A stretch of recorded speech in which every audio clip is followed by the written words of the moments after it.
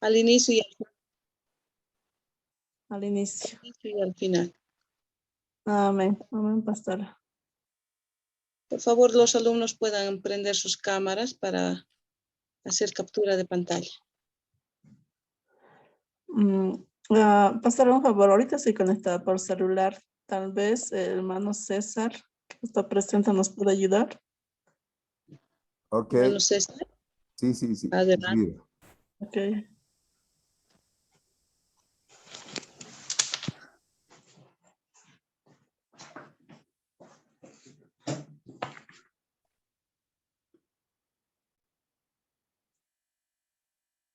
Ya. Sus cámaras listos enseguida. Uno más, por favor. Faltan algunitos.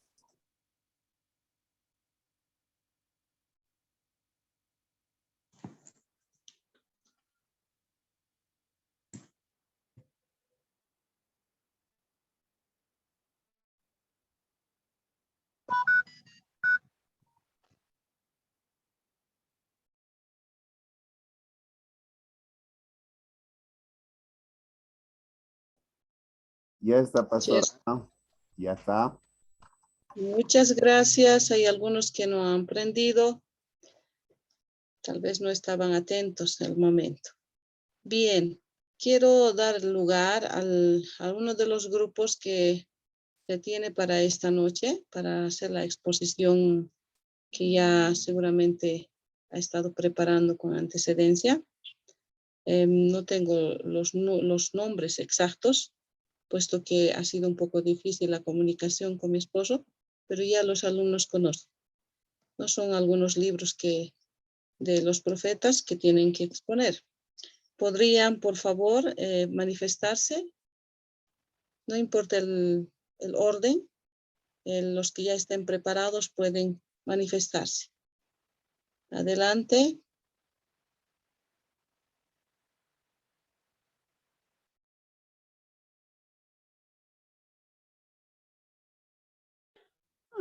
Yo no me acuerdo, pastor, a quién le tocaba, pero me acuerdo que era el libro de Habacuc, Sí, Sofonías, Ageo y Zacarías. Habacuc, Sofonías. Ageo y Zacarías. Profesora, una pregunta. Amén, pastor. Sí, Perdón, perdón que interrumpa, perdón. Malaquías también está dentro de los profetas menores, ¿verdad? Profesora. sí, adelante. Ay, ay, ay, gracias. Perdón por la pregunta, hermano, sigue. Germán estaba hablando, adelante.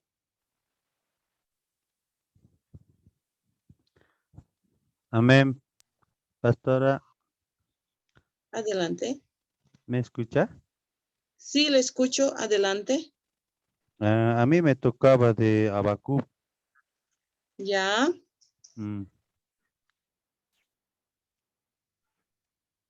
Hola.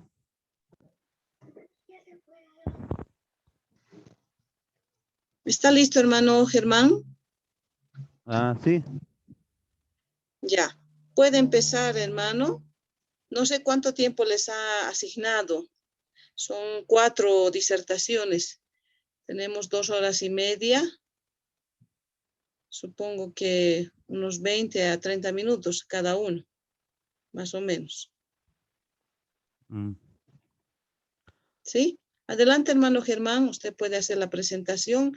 La clase está siendo grabada y el pastor Waldo va a estar escuchando nuevamente la grabación a fin de que pueda dar la calificación respectiva. ¿Está bien? Hermano Germán, puede empezar. Ya, amén. Solamente un poquito pedirles favor que en este lugar en la noche a partir de las 6 en el internet la señal es un poco bajo. No sé si me escuchan perfectamente. Por lo menos yo le estoy escuchando perfectamente. Los demás, Sí, unos se 2. escucha. Amén, amén, A ver, pastora. ojalá que no se Todos cueste. aquí. Amén. Dios va a Pastora, ayudar. voy a empezar Sí, de profeta Habacuc, ¿no? sí. Habacuc. Habacuc tiene 13 capítulos, 56 versículos. Y es uno de los libros de los profetas menores de Antiguo Testamento, a diferencia de otros libros proféticos. Y en este libro, el autor no se dirige al pueblo de Judá, más bien se lee como una conversación o una serie de preguntas y respuestas entre el profeta Habacuc y Dios. Fue escrito entre los 640, 609 a.C., un tiempo turbulento en la historia de Judá, en el cual el pueblo de Dios adoraba a otros dioses y era casi indistinguible de otras naciones. Este libro se puede dividir simplemente en 2 lamentos, 2 respuestas y una oración en forma de canto. ¿De qué se trata Habacuc? Habacuc es la historia de un hombre, ¿no?, que al igual que Job, mira la violencia y las injusticias ocurren a su alrededor y pregunta, ¿dónde está Dios?, ¿no? Habacuc. En este punto de la historia de Israel, la nación estaba dividida en Judá, el reino del sur. La ley había sido rechazada o ignorada, ¿no?, por completo, particularmente por sus líderes. Judá también había sido influenciada excesivamente por otras naciones paganas, ¿no? Lamentablemente, cuando los líderes de una nación dejan a un lado la ley de Dios, toda la nación cae en desorden social. Gobernantes se vuelven corruptos y la gente responde a la injusticia en su vida con más violencia. Al observar el triste estado de su pueblo, Habacuc lucha con la relación que Dios tiene con ellos. Esta historia traza progresivamente esta lucha, comenzando con el primer lamento del profeta. Primer lamento de Habacuc. 1, 2 al 4, ¿no? En Habacuc nos dice así la Biblia, ¿no? Donde Habacuc se queja, ¿no? Dice así: ¿hasta cuándo, oh Jehová, clamaré y no irás, y daré voces a ti a causa de la violencia, y no salvarás, porque me haces ver iniquidad y haces que vea molestia? ¿No? Le pregunto. Destrucción y violencia están delante de mí, y pleitos y contiendas se levantan, por lo cual la ley es debilitada y el juicio no sale según la verdad. Por cuanto el impío asedia al justo, por eso sale torcida la justicia. Ahí es donde se queja, ¿no?, Habacuc. Ese es el primer lamento, ¿no? Primer lamento, ¿no? El primer lamento de Habacuc es una oración en el cual el profeta le reclama a Dios por permitir que los pecados de su nación, inmoralidad, injusticia e idolatría, quedarán sin castigo. Habacuc está afligido por Dios. No ha contestado sus oraciones y no ha respondido con justicia a todas las injusticias que ha ocurrido en su alrededor.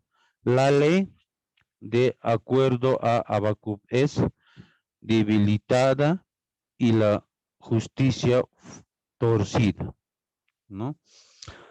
En medio de la corrupción espiritual interna de Israel y de la presión política externa, el profeta comienza a dudar si habrá justicia contra el mal y misericordia para los fieles, ¿no? Seguimos. Sin embargo, las oraciones de Habacuc no quedan sin respuesta. Dios responde, pero tal vez no con las noticias que el profeta esperaba. Él dice que ha visto la maldad de Israel, pero también lo llama a mirar a las otras naciones. Los asirios estaban disminuyendo en poder, mientras los caldeos, unos etnia particular de los babilonios, crecían. Estos eran incluso más malvados y corruptos que los israelitas, pero Dios afirma que los usaría para castigar a Judá, ¿no? Segundo lamento, ¿no? Dice, ¿cómo era de esperar esta respuesta? No anima a Habacuc y nuevamente se acerca a Dios con otro lamento. La pregunta del profeta es una pregunta común de hoy, ¿no? ¿Cómo puede un Dios santo usar a personas, a circunstancias o en este caso naciones pecaminosas para cumplir su propósito? Habacuc ahora está aún más complejo y confundido por la respuesta de los afirma la santidad de Dios. Pero no entiende cómo puede usar a una nación como la de los caldeos, quienes adoraban ídolos, esclavizaban a otras personas, tratándole como animales y destruían como naciones, ¿no? Habacuc 1:14 al 17. ¿Qué nos dice? Habacuc 1:14, 17, ¿no? Dice así la Biblia. Y haces que sean los hombres como los peces del mar, como reptiles que no tienen quien los gobierne. Sacará a todo con anzuelo, lo regocijará con su red y los juntará en sus mallas, por lo cual se alegrará y se regocijará. Pero estos hará sacrificios a su red y ofrecerá sahumerios a sus mallas, porque como ellas engordo su porción y engraso su comida.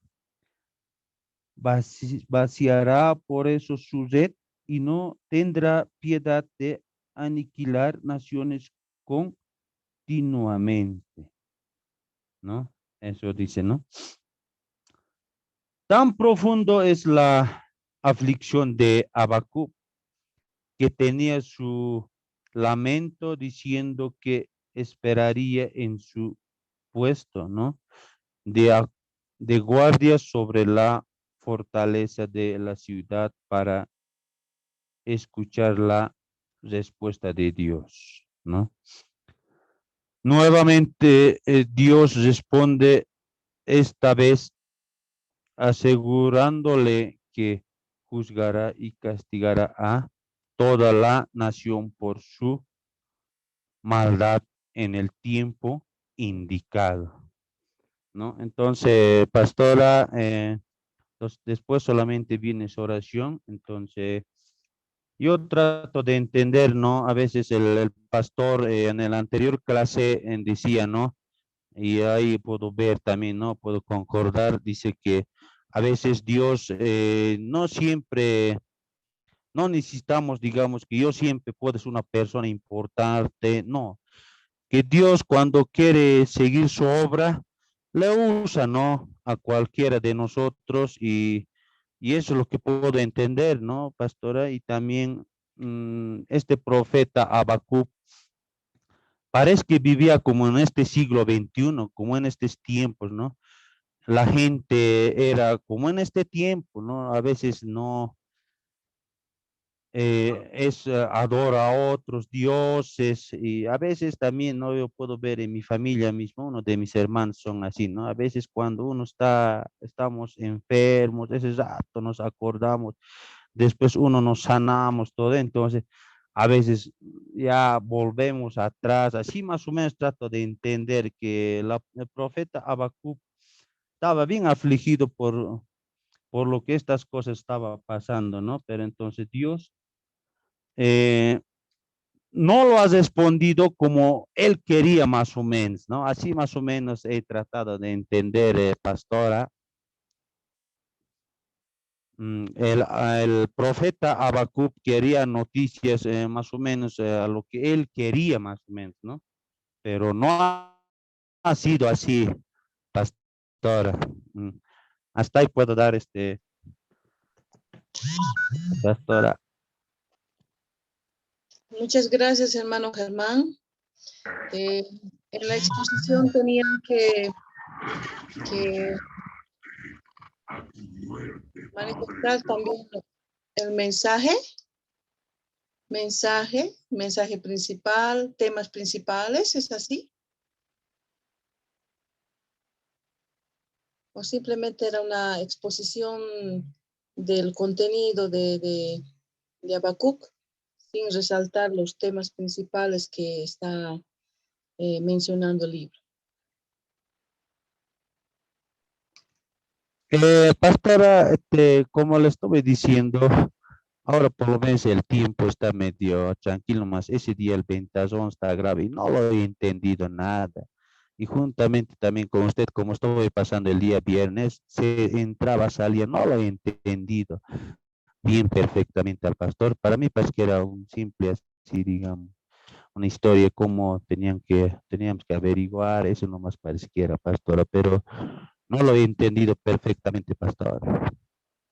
Ya, entonces puede escribir al privado de mi esposo para ver si tiene que incluir esos asuntos, ¿no? De temas principales del libro, mensajes, aplicaciones. Muy probable que también eso les haya solicitado.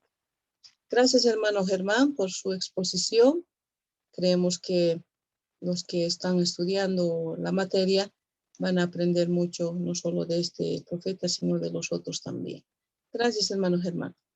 Voy a pasar al siguiente alumno, quien está a cargo del profeta Sofonías. Adelante, por favor. ¿Quién es el responsable? Amén. Amén. Aleida Eulate. Buenas noches, hermanos. Buenas noches, bendiciones. Me llamo Aleida Eulate Escobar y sí, me ha tocado el profeta Sofonías. Muy bien. Entonces le damos lugar a usted para que pueda exponer el libro de Sofonías, profeta Sofonías. Adelante. Está bien, pastora. Voy a compartir pantalla.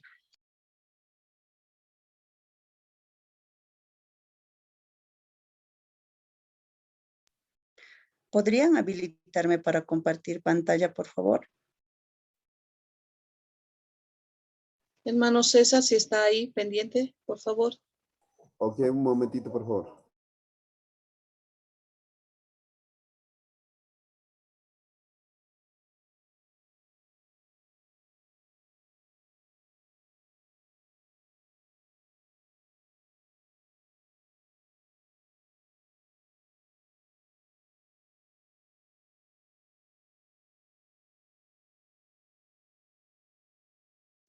Adelante, intente, por favor.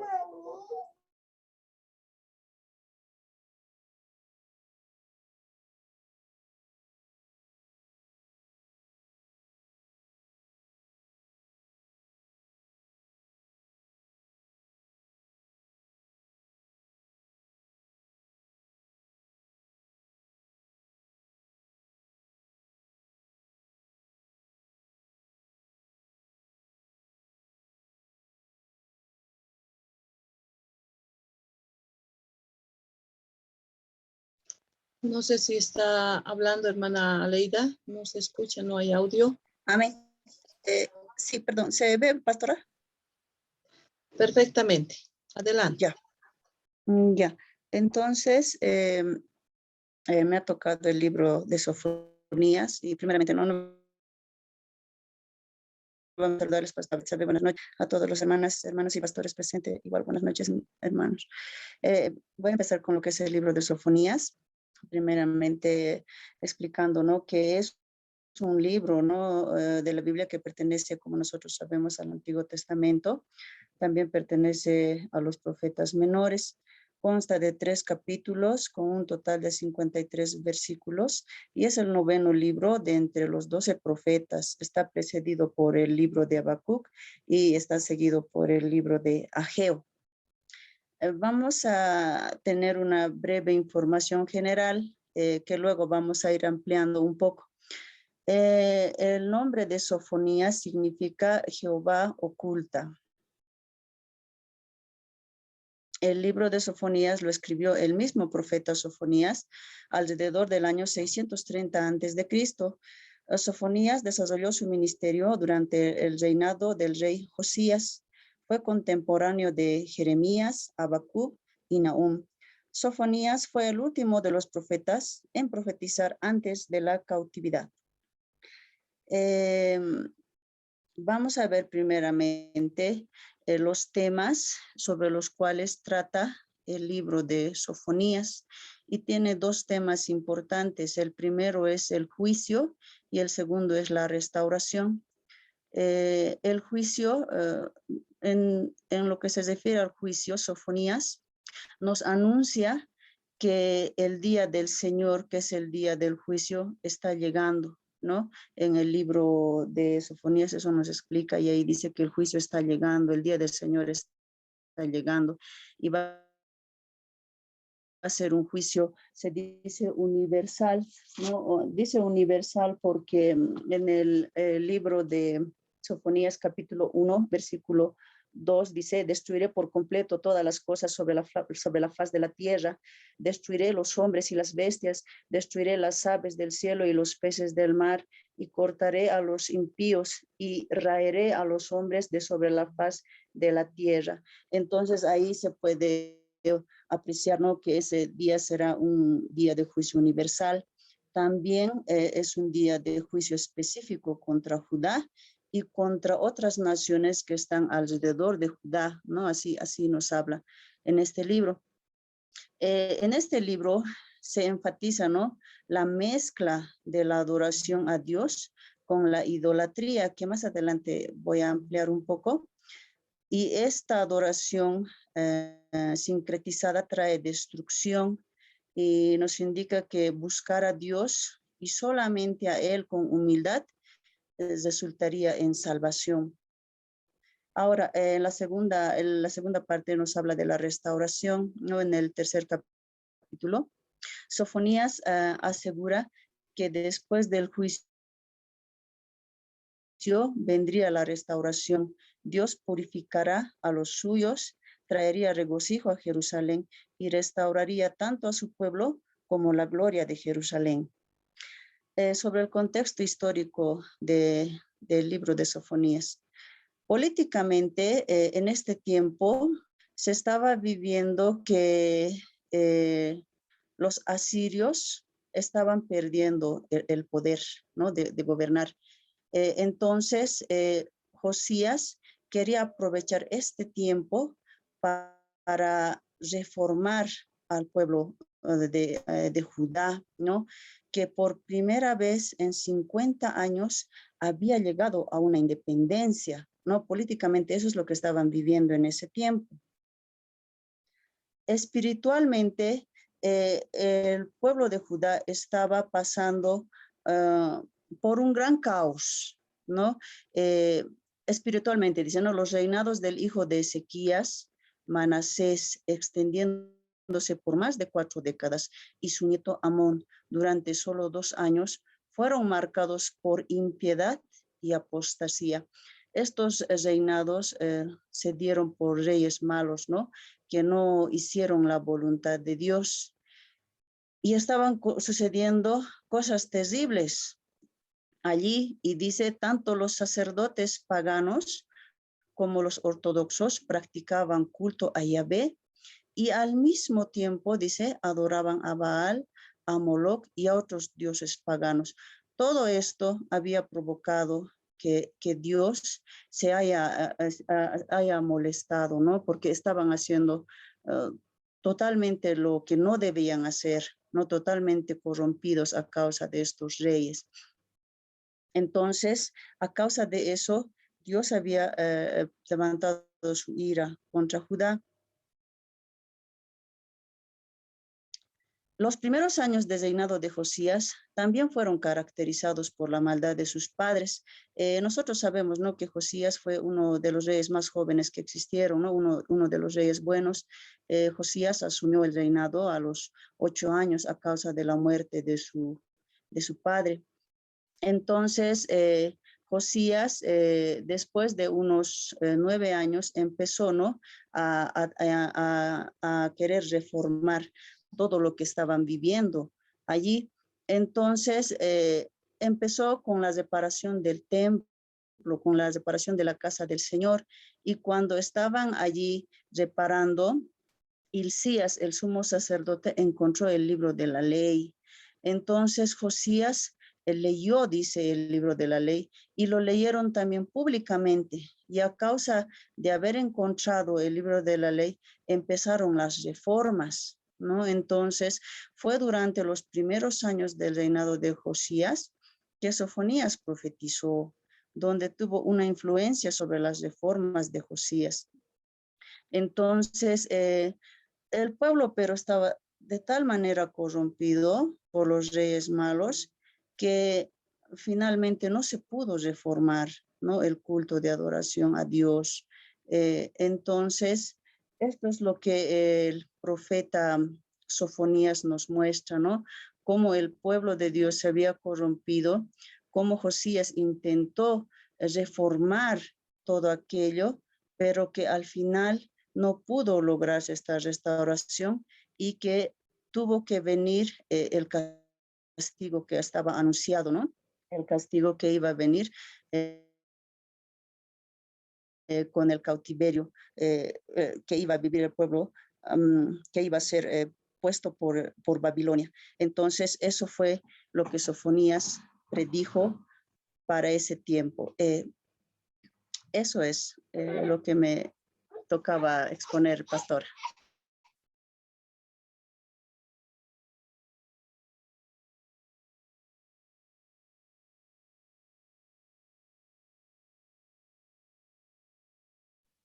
Amén, pastora. No sé si me han podido escuchar bien.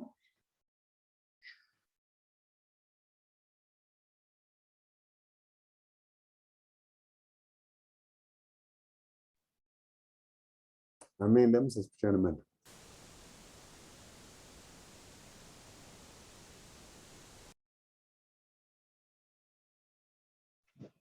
¿Eso es todo, hermana Leida? Sí, eso es todo, pastora Betsabe. Muchas gracias. Son pequeños libros y tienen un contenido vasto en cuanto a información. Gracias. Vamos a continuar con el siguiente disertante del libro de Ageo. ¿Quién está? Buenas noches, pastora. Buenas noches, hermanos. Bendiciones. Jason, adelante. ¿Usted está con el libro Amén, de pastor. Ageo? Amén, pastor. Muy bien, lo escuchamos. Como bien dijo pastora, me tocó el libro de Ageo. El libro de Ageo, también conocido como el profeta del segundo templo. Ageo es el primer profeta de la restauración de Judá luego del exilio. Se conoce, aparte de este libro, solamente por referencias a él, el libro de Esdras, donde no se conocen, ¿no?, más datos biográficos del profeta. Se puede decir también que se supone, ¿no?, que él fue uno de los primeros integrantes del grupo inicial de exiliados desde regreso de Babilonia a Jerusalén, luego del decreto de Ciro el Grande, el rey persa, en el año 536 a.C., el cual autorizó la reconstrucción emprendida. Si así fue, él sería, ¿no?, el testigo de la obra inicial y de todo el lapso transcurrido en el cual tuvieron que enfrentar la oposición de varios argumentos, ¿no?, de varias secciones y de todo, ¿no? Tanto ha transcurrido antes de este libro y él menciona, este libro menciona expresamente 5 fechas y son bien puntuales, ¿no?, que sitúan la predicación del profeta en un marco histórico bien preciso, a diferencia de todos los demás profetas menores. Estas fechas abarcan periodos comprendidos entre agosto y diciembre del año 520 a.C., es decir, la época en la que la ciudad de Jerusalén empezaba a levantarse lentamente de sus ruinas y después de la catástrofe del año 587 a.C. Esto podemos encontrarlo en Segundas Reyes, capítulo 25, del 8 al 15, donde podemos ver, ¿no?, cómo Babilonia vino a Jerusalén al mando del rey Nabucodonosor y se produjo, ¿no?, la quema del templo, el quebrantamiento, ¿no?, de tantas cosas que estaban dentro del templo y el saqueo del mismo templo a cargo del rey de Babilonia. El tiempo que vivió, el tiempo que este profeta vivió fue durante la repatriación del pueblo judío. Para esta fecha hacía ya bastante tiempo que Ciro, el rey de Persia, había dado la orden de la reconstrucción del templo de Jerusalén, pero este no se daba, ¿no? Según Esdras 1, del 1 al 11. La situación histórica. Esta fue una época en la que las provincias más lejanas del imperio persa, cada una bajo un gobernador, estaba sin ayuda directa de parte del gobierno central. La nueva norma de fomentar la autonomía local en asuntos seculares y religiosos, puesta en vigencia por Ciro, mediante cuyo decreto había comenzado el primer retorno de judíos en el año 536, había cesado con su muerte 6 años más tarde. Su hijo Cambises, que reinó Persia durante el año 530 a 522 a.C., mostró menos simpatía a los estados vasallos y sin duda esto contribuyó a que el pueblo judío no pudiera seguir adelante con la reconstrucción del templo, donde la obra había quedado interrumpida poco después con la llegada de los primeros en retomar bajo la dirección de Sesbazar, quien era el gobernador judío nombrado por los persas. Esta interrupción se prolongó por causa de la oposición de los samaritanos y de los terratenientes locales, que llevó a la prohibición de la obra adicional. La moral del grupo comenzó a desplomarse y los hombres se dedicaron al mejoramiento de su propia casa. Para ellos resultaba el momento inadecuado para dedicar el esfuerzo y bienes a la casa de Dios. Esta fue, ¿no?, la situación histórica donde comienza el ministerio, se podría decir, de Ageo, porque su comienzo fue aproximadamente 16 años después del retorno de los judíos a Jerusalén. Existió un cambio de rey, donde este rey y ya no era, ¿no?, el hijo de Ciro, sino era el rey Darío, y también un cambio de gobernador, que el gobernador en este caso era Zorobabel, que lo podemos encontrar en Ageo 1:1. Pero las malas condiciones económicas y las hostilidades de los samaritanos seguían, ¿no? Esto había sido el gran impedimento para que la obra de reconstrucción no se pueda llevar a cabo. En tales circunstancias, el profeta Ageo proclama la orden divina de no demorar más la reconstrucción del santuario, invitando al pueblo a reconocer la fuente de sus problemas y a arrepentirse. Como tantos otros profetas, enseñó que los problemas temporales son resultados directos de la debilidad espiritual. Dijo que las dificultades económicas que sufrían eran el resultado de no esforzarse por reconstruir el templo. Hizo recordar a la gente que prosperaría solamente cuando diera la debida importancia a la voluntad de Dios. Su llamado al arrepentimiento es bien definido, porque ellos debían demostrar su cambio y su arrepentimiento reconstruyendo el templo, donde Dios a través de Ageo da un mensaje de ánimo, que lo podemos encontrar en Ageo 1, versículos 13 al 14, donde nos dice: entonces Ageo, enviado de Jehová, habló por mandato de Jehová al pueblo, diciendo: yo estoy con vosotros, dice Jehová. Y despertó Jehová el espíritu de Zorobabel, hijo de Salatiel, gobernador de Judá, y el espíritu de Josué, hijo de Josadac, sumo sacerdote, y el espíritu de todo el resto del pueblo. Y vinieron y trabajaron en la casa de Jehová de los ejércitos, su Dios.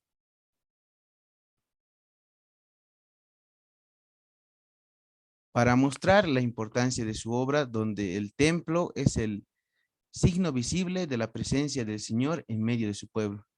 Y por eso no podía quedar en ruinas. Ageo profetizó en cuanto al día futuro en el que el templo tendría un gran significado para todos los pueblos de la tierra. A diferencia de muchos de sus predecesores en el ministerio profético, Ageo encontró un pueblo dispuesto a escucharlo. Para esto, Ageo utilizó 4 discursos. En el primer discurso, Ageo exhorta a los judíos remisos en reanudar la reconstrucción del templo. En el segundo, consuela a los que habían visto la gloria y magnificencia del templo salomónico. En el tercero, anuncia la bendición de Dios y futura gloria del templo. En el cuarto, se dirige a Zorobabel prometiéndoles recompensa divina y fortaleciéndole con la promesa del reino mesiánico futuro. Con lo cual se ve a través de más de esta, se ve una vez más que esta restauración precaria de aquellas pocas tribus que tanto habían sufrido aún en tiempos de los macabeos y caer luego en el deicidio y total dispersión no era sino figura de aquella otra que constituía la esperanza de Israel. Aquí hemos hecho un poco de nombramiento, ¿no?, a los macabeos, donde también podemos ver la otra reconstrucción, ¿no? Sería la tercera ya, por Judas Macabeo, pero eso creo que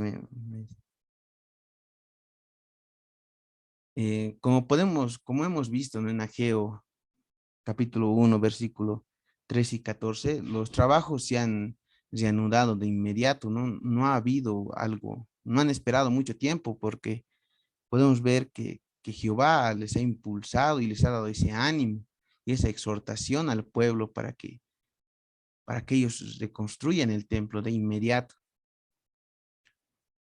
Y poco tiempo después el pueblo celebró jubilosamente la dedicación del nuevo templo. Aunque se trata de una obra breve, el libro de Ageo es significativo porque muestra la importancia de la adoración en el templo y la obediencia a Dios. El mensaje que yo he rescatado, ¿no?, es que a pesar de que este libro profético es tan corto, que apenas tiene dos capítulos, ¿no? Y podemos ver, ¿no?, que una comparación tal vez con nuestro tiempo es que como en esos tiempos tal vez nosotros no nos alcanza, ¿no?, como dicen los capítulos previos, que no nos alcanza el trigo, que todo lo que sembramos no nos alcanza, si tomamos algo nos sacia nuestra sed. Yo creo que tal vez podemos estar llegando, ¿no?, al mismo tiempo y solamente con con Dios, ¿no? Él nos dice que él, al pueblo, él dice que gracias a que si ellos reconstruyen el templo, claro que les dice igual que no va a ser el mismo templo que en los tiempos de Salomón, pero también ahí dice, ¿no? Que el oro y la plata es de Dios y que todos los pueblos van a rendirse ante él y todos los pueblos van a traer todo lo que era, todo lo que es de Dios, y que este segundo templo iba a ser más hermoso que el primero.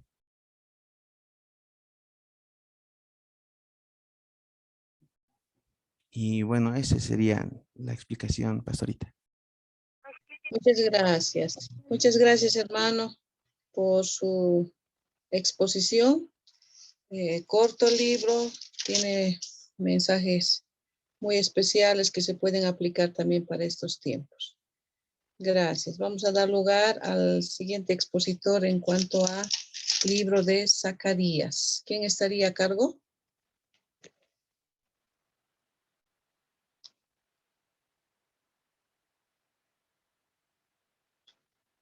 ¿Quién está? Amén. Amén. Buenas noches, pastorita. Buenas noches, hermanos. Bueno, mi persona está con el libro de Zacarías. Por favor, le rogaría, hermano, me podría hacer, compartirme la pantalla, por favor, para poder compartir. Hermano César. Adelante, Adelante. ya está. Amén. Un momentito, por favor.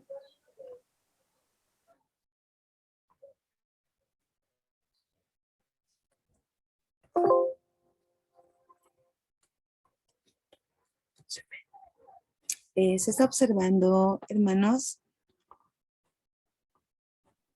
Todavía no. Ahora sí. Amén. Amén. Bueno, en esta noche, bueno, presentarles sobre uno de los libros, la verdad, un poco, bueno, interesantes, ¿no? Porque aquí también nuevamente nos va mostrando nuevamente su gracia de Dios, su amor hacia cada uno de nosotros. Bueno, personalmente lo iba viendo y ahí nos va dando una nueva oportunidad más Dios para podernos arrepentirnos y demostrar su amor a cada uno de nosotros. Este es el libro de Zacarías.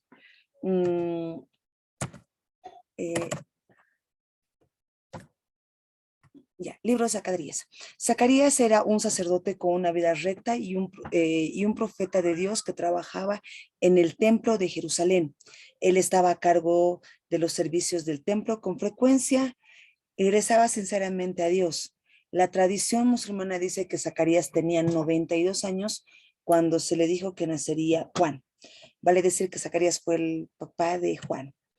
El libro de Zacarías presenta 14 capítulos, y 211 versículos. Ahora, hablando sobre el contexto en el cual se encontraba Zacarías, qué es lo que ha hecho, podemos mencionar de que el nombre de Zacarías tiene un significado: Dios ha recordado. Su padre era Beraquías, su abuelo era Ido. Zacarías era miembro de la tribu de Leví, contemporáneo con Ageo, como anteriormente mencionaba mi hermano. Lugar donde se desarrolla su ministerio era en Judá y en Jerusalén. Esto entre los años 520 a 480 años antes de Cristo, en el reinado del rey Darío. ¿A quién fue escrito este libro? A los cautivos judíos que regresaban. Su propósito principal era dar esperanza al pueblo de Dios al revelar la divina liberación futura a través del Mesías. Ya estaba aquí mencionando y dando a conocer de que va a haber un Mesías donde va a tener la oportunidad de dar a conocer las grandes maravillas de Dios. También se dice de que en esta época, cuando estaba Zacarías, se debería construir el templo de Jerusalén. Pero durante 18 años quedó paralizada esa construcción. Ahora, Zacarías tuvo 8 sueños en el cual oró a Dios para que Dios le podía dar a conocer qué significaba estos sueños. Es ahí que Dios manda ángeles para que Zacarías pueda saber el significado de estos 8 sueños. Si ustedes pueden abrir sus Biblias a partir del capítulo 1 hasta el capítulo 6, tenemos los 8 sueños que tuvo Zacarías en esa oportunidad y que a través de estos sueños nos quería demostrar qué es lo que Dios tenía planeado para todos los hijos de ese tiempo, perdón. El primer sueño, ¿cuál fue? Los jinetes y sus caballos de colores. ¿Esto qué significaba? Dios está airado con las naciones gentiles y reposadas. Jehová volverá y bendecirá a Jerusalén. Segunda, segunda. El segundo sueño era los 4 cuernos y 4 carpinteros. En las Biblias, de acuerdo a las versiones, están con diferentes nombres, pero está relatando el significado del sueño, mis amados hermanos. ¿Y qué significa los 4 cuernos y los 4 carpinteros? El juicio sobre las naciones que dispersaron a Judá. El tercer sueño, el varón con un cordel de medir. ¿Esto qué significa? La bendición futura de Dios restaurando a Israel. Jehová será su muro de fuego para protegerla. El cuarto sueño, la vestidura del sumo sacerdote. Ahí estaba ya Josué, el sacerdote, aquel que representaba una nación. Es limpiada y restaurada con una ropa nueva. El quinto sueño era el candelabro y los 2 olivos. El candelabro simbolizaba la presencia de Dios en el fuego, y los 2 olivos con Josué y Zorobabel, el sacerdote y el rey. Se puede concluir que también habla del Mesías, el candelabro, que es el sumo sacerdote. También tenemos lo que es el sexto sueño, que era el rollo volante, que significaba el poder en la palabra y juicio divino sobre aquellos quienes rompen las leyes de Dios. La verdad, estos 2 sueños son muy importantes para cada uno de nosotros, amados hermanos. Tenemos el séptimo sueño, que era la mujer en la Efa, la eliminación de la religión corrupta en el futuro. El octavo sueño era los 4 carros, juicio divino. Bueno, en todo este libro nos va mencionando, como les daba una introducción a un inicio, de que Dios nuevamente nos muestra su amor para podernos sacar del cautiverio, eso vale decir, a sacarnos del pecado, para que nosotros tuviésemos la oportunidad a arrepentirnos y podamos llegar a la vida eterna. Y de alguna manera utilizó a Zacarías. ¿Y para qué? Para que Zacarías pueda dar a conocer las fallas que teníamos, y también de qué manera nosotros podríamos nuevamente arrepentirnos de todo y poder ser agradable ante los ojos de Dios. Bueno, eso sería, pastorita, mi presentación en cuanto al libro de Zacarías. Gracias, hermanos. Amén. Muchas gracias, hermana, por la exposición de este libro de Zacarías. No sé si ha abarcado los otros capítulos, de forma general lo ha hecho, ¿no?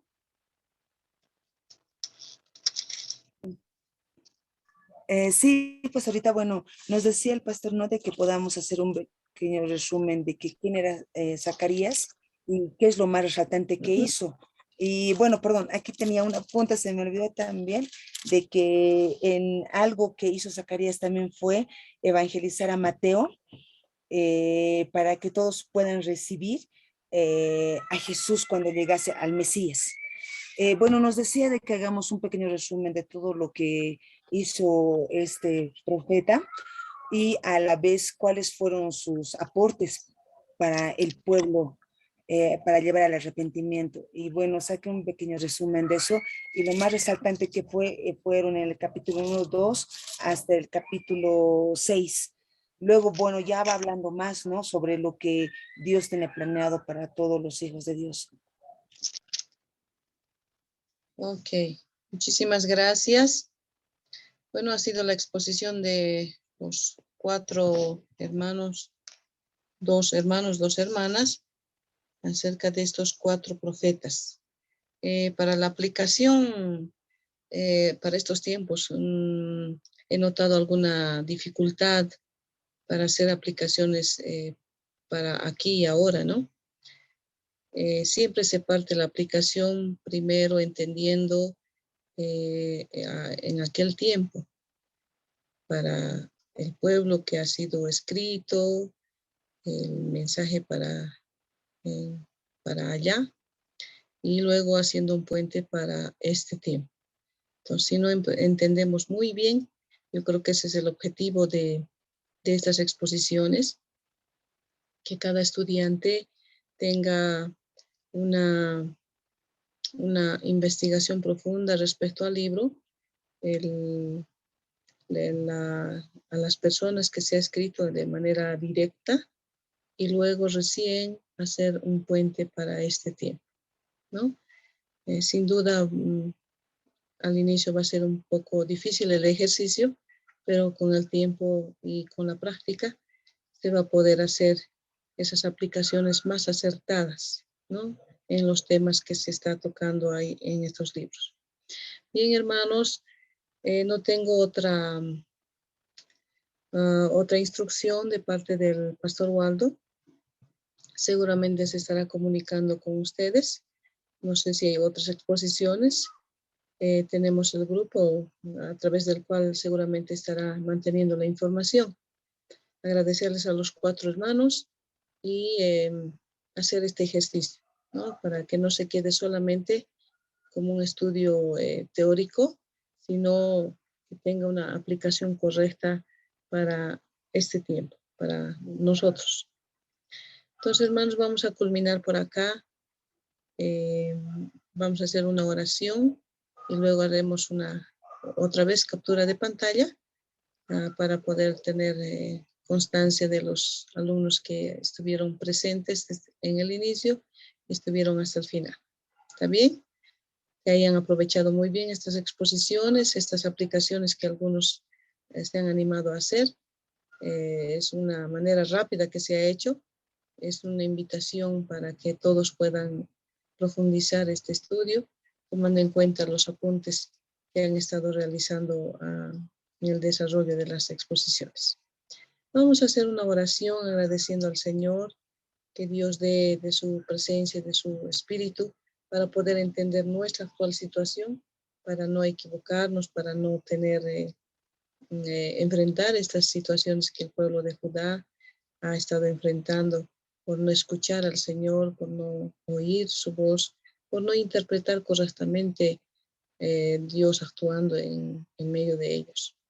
Vamos a orar pidiendo a Dios que de su espíritu nos dé para hacer este ejercicio. Amén. Vamos a orar. Señor, te damos gracias en esta noche. Gracias por las exposiciones que se han estado realizando de los libros de los profetas menores, parte de ellos.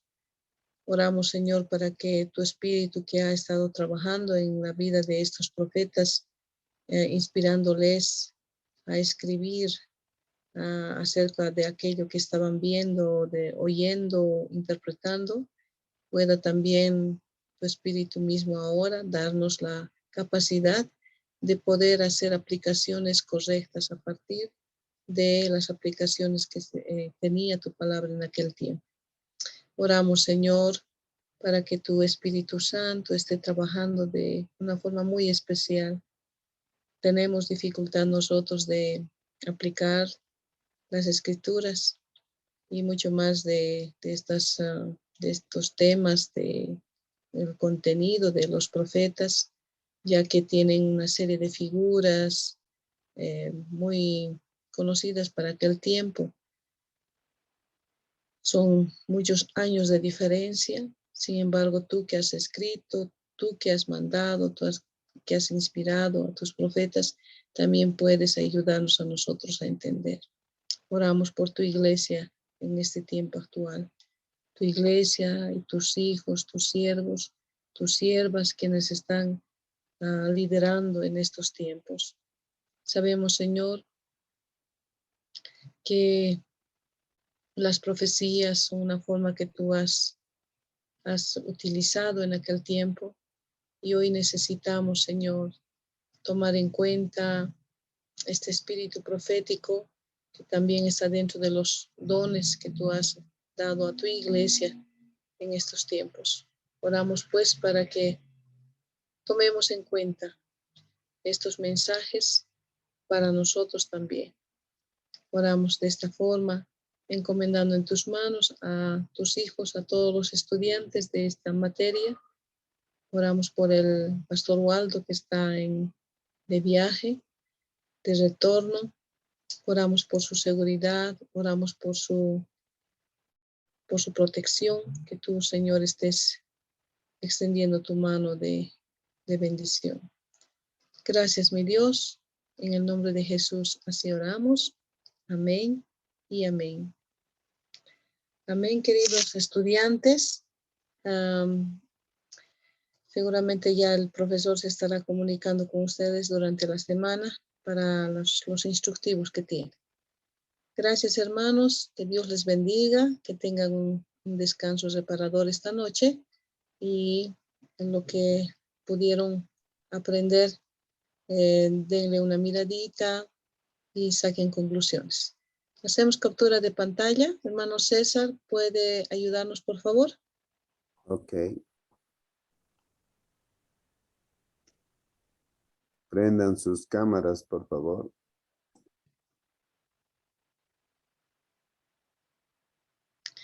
Karen y Cristian, ¿dónde están? Está faltando Gerson Gutiérrez, nada más. Adelante, hermano César.